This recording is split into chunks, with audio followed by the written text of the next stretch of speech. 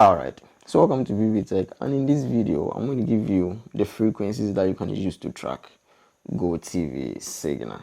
Alright, so with a Gotv you need to install it with an antenna. You can install Gotv with a satellite dish, so you need to fix an antenna.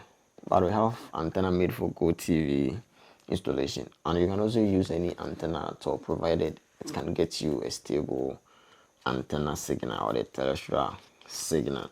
So these are the frequencies that you're gonna find the Gotv channels on it. We have main frequency that if you use an antenna to get enough of the signal on it, probably all the remaining frequencies will actually get a signal on it. So the main frequency is 630.00.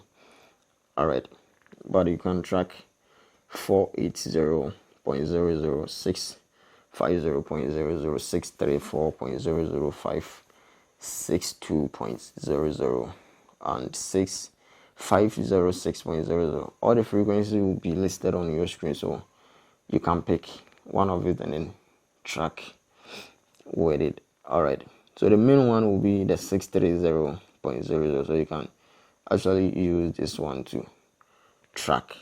Alright, by any of the figures or the frequencies that have been listed on your screen can be used to track, get a stable signal more than 70%, and scan your Gotv. Follow the right steps. If it's a new Gotv, you could have followed the right steps and then do the necessary settings on it. Scan the decoder. After scanning, all you got to do is to call for activation.